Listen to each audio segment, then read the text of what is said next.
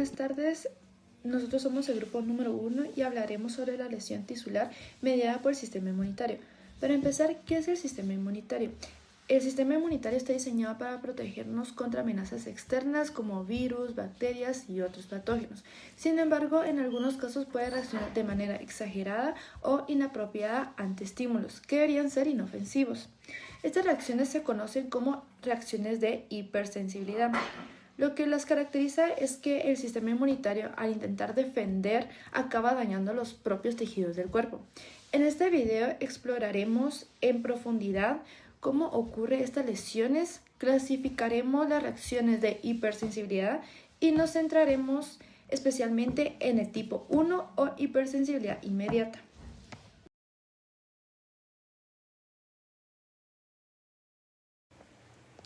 La clasificación de las reacciones de hipersensibilidad. Se clasifican en 4 tipos de reacciones, según sea el mecanismo inmunológico responsable de la lesión tisular. El tipo 1, hipersensibilidad inmediata, está medida por el IgE y mastocitos. Produce manifestaciones como alergias, urticaria, rinitis y anafilaxia. El tipo 2, hipersensibilidad mediada por anticuerpos, donde los anticuerpos IgG o IgM atacan directamente a las células propias, como en la anemia hemolítica autoinmunitaria. Luego viene el tipo 3, hipersensibilidad por inmunocomplejos, en la que se forman complejos antígeno-anticuerpo que se depositan en el tejido y activan la inflamación, como ocurre en el lupus eritematoso sistemático. Y por último el tipo 4, hipersensibilidad tisular, donde los linfocitos T, específicamente los CD4+ y CD8+, desencadenan una respuesta inflamatoria como en una dermatitis por contacto o en una diabetes tipo 1. Lo que debemos saber de este tipo de reacciones es que no es algo anormal del cuerpo, sino que son reacciones exageradas que produce el cuerpo por causas normales. Hipersensibilidad inmediata. La hipersensibilidad inmediata, también conocida como tipo 1, es una respuesta rápida que se produce minutos después de la exposición a un alérgeno en individuos previamente sensibilizados y que desencadenan la unión de un antígeno a un anticuerpo inmunoglobulina E situado en la superficie de los mastocitos. ¿Qué quiere decir esto? Que el cuerpo ya ha tenido contacto con este alérgeno antes y ha desarrollado una memoria inmunitaria anómala. Estas reacciones se denominan a menudo alergia y los antígenos que los desencadenan alérgenos. Esta forma de hipersensibilidad involucra linfocitos T, colaboradores tipo 2, inmunoglobulina E y mastocitos. También tenemos que la hipersensibilidad inmediata puede ocurrir como un trastorno sistémico como local. El sistémico, por ejemplo, la anafilaxia por picaduras de abeja o fármacos, o una reacción local como el asma o la rinitis alérgica. Hablemos de la activación de los linfocitos Th2 y la producción de inmunoglobulina E. La reacción comienza cuando un alérgeno penetra en el cuerpo y es captado por las células dendríticas, que en el sistema inmunológico son las que están encargadas de presentar estos patógenos a los linfocitos T CD4 más vírgenes. ¿Qué sucede? Que con estos, en los individuos genéticamente predispuestos, se transforman o se diferencian en linfocitos Th2. ¿Qué quiere decir esto? Que la gente que suele ser alérgica se diferencian en linfocitos Th2. Los linfocitos Th2 secretan 3 interleucinas principales. La interleucina 4, que induce un cambio de clase en los linfocitos B para que produzcan más inmunoglobulina E, la interleucina 5, que estimula el desarrollo y la activación de los eosinófilos, y la interleucina 13, que favorece aún más la producción de interglobulina E y estimula la secreción de moco por el epitelio. Entonces, la inmunoglobulina E se une a receptores que están en la superficie de los mastocitos, dejándolos listos para reaccionar ante futuras exposiciones al mismo alérgeno. Esto se llama sensibilización. La sensibilización y la activación de los mastocitos, un proceso clave en la respuesta alérgica. La sensibilización de los mastocitos. Cuando los linfocitos B producen IgE y éstas se unen a los receptores FcRI en los mastocitos, el organismo está sensibilizado. Los mastocitos se distribuyen en todo el cuerpo. especialmente cerca de los vasos sanguíneos, los nervios y en zonas susceptibles. La activación de los mastocitos en la siguiente exposición al mismo alérgeno. Este se une a las moléculas de IgE unidas a los mastocitos. Si el antígeno es multivalente, entrecruza dos IgE, esta desencadena una cascada intracelular que activa al mastocito. Esta activación resulta en la liberación inmediata de los contenidos en sus gránulos y la síntesis de nuevos medidores. Mediadores de la hipersensibilidad inmediata. Los mastocitos liberan mediadores potentes que provocan los síntomas de la reacción alérgica. Estos se dividen en contenidos de gránulos perfumados, como la histamina, provoca vasodilatación, aumenta la permeabilidad vascular, contracción del músculo liso y secreción de moco. Proteasas, como la triptasa, que dañan tejidos y activan otras proteínas como las del complemento. Protaglucanos, como la heparina, que ayudan a almacenar estos compuestos en los gránulos. Mediadores lipídicos sintetizados de NOM, leucotrienos C4 y D4, extremadamente potentes, aumentan la permeabilidad y causan broncoconstricción. Leucotrieno B4, quimiotáctico para eosinófilos, neutrófilos y monocitos. Prostaglandina D2, principal prostaglandina liberada por mastocitos, potente broncoconstrictor. Y por último, factor activador de plaquetas. Agrega plaquetas, induce broncoespasmos y vasodilatación. Citocinas, TNF, IL-1, IL-4, IL-5, promueven inflamación y reclutan leucocitos.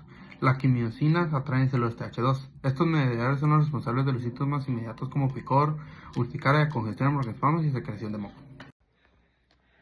Reacción de fase tardía. La reacción no termina con la fase inmediata.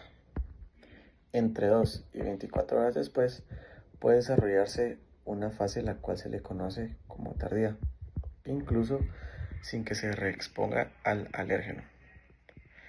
Esta fase se caracteriza por infiltración de eosinófilos, neutrófilos, basófilos, monocitos y linfocitos de CD4+.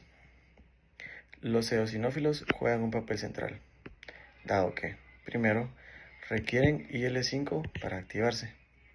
Segundo, liberan una proteína básica principal y también una proteína catiónica del eosinófilo.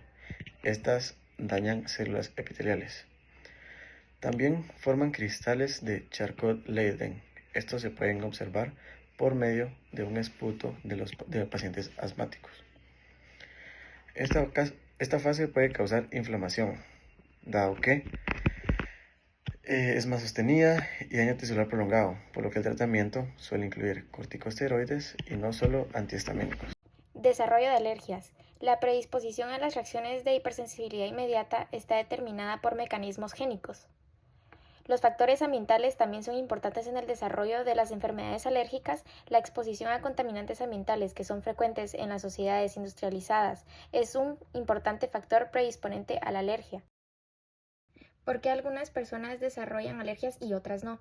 Hay una clara predisposición genética conocida como atopia, mayores niveles séricos de inmunoglobulina E más linfocitos TH2, presencia de antecedentes familiares de un 50% de los casos, los polimorfismos de varios genes que codifican citocinas son importantes, funciones en reacción alérgica, incluyendo los que codifican citocinas. La respuesta alérgica, que es la parte roja, ocurre cuando el cuerpo se encuentra de nuevo con el mismo alérgeno. El alérgeno se une a los anticuerpos de inmunoglobulina E ya presentes en los mastocitos y basófilos. Esto activa las células que liberan sustancias inflamatorias como la histamina. Estas sustancias causan los síntomas de alergia, estornudos, picazón y hinchazón. Pero los factores ambientales también juegan un rol crítico, como lo son los contaminantes, alérgenos domiciliarios, virus respiratorios. Según la hipótesis de la higiene, una menor exposición microbiana en la infancia aumenta el riesgo de alergias. Es decir, no solo genética o ambiente, es la interacción entre ambos lo que determina si alguien desarrollará una enfermedad alérgica. Vamos a hablar sobre la anafilaxia sistémica. Esta se caracteriza por shock vascular, edema generalizado y dificultad al respirar. Puede ocurrir en sujetos sensibilizados en el marco hospitalario después de una administración de proteínas extrañas, como por ejemplo los antisueros, hormonas, enzimas, polisacáridos y fármacos. La forma más grave de hipersensibilidad tipo 1 es la anafilaxia sistémica. Puede ser desencadenada por fármacos como la penicilina, alimentos como los cacahuates o mariscos, picaduras de insectos como de abejas. A dosis mínima esto puede causar vasodilatación masiva con caída de presión arterial, o sea shock, edema laríngeo y broncoespasmo, o sea dificultad para respirar. También vómitos, diarrea, colapso circulatorio. El riesgo de la anafilaxia debe tenerse en cuenta cuando se administran ciertas sustancias terapéuticas, aunque los pacientes de riesgo generalmente tienen antecedentes de alguna forma de alergia. La ausencia de estos no excluye la posibilidad de alguna reacción anafiláctica. La muerte puede ocurrir en menos de una hora, por ello la anafilaxia es una emergencia médica que requiere adrenalina inmediata. Reacciones locales de la hipersensibilidad inmediata. Debemos de reconocer que no todas las reacciones de tipo 1 suelen ser sistémicas. También podemos encontrar distintas reacciones locales. Entre ellas podemos mencionar a las siguientes. Número 1, la urticaria, que se suele presentar como ronchas, las cuales pueden ser de forma irregular y tamaño variado.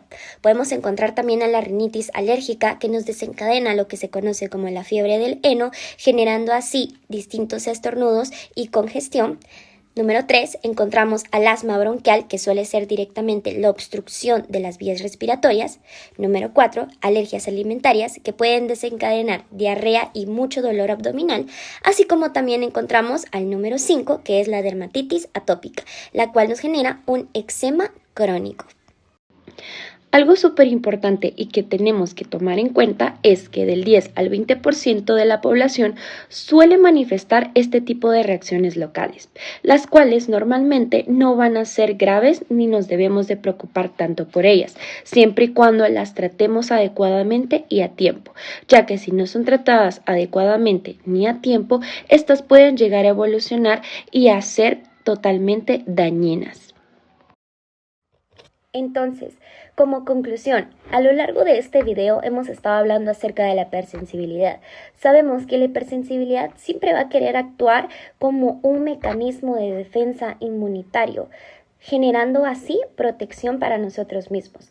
Pero a la hora de tener fallos en sus mecanismos puede llegar a ser altamente destructiva. Para nosotros como futuros profesionales de la salud, debemos de comprender sus mecanismos, ya que no solo nos ayuda a conocer distintas enfermedades o patologías como el asma, rinitis, alergia, sino que también nos permite a poder tratar a las personas con este tipo de reacciones, para así poder inhibir distintos efectos que potencialmente pueden llegar a ser mortales relacionados a la hipersensibilidad. Así que para nosotros ha sido un gusto que puedas aprender junto con nosotros acerca de este tipo de reacciones.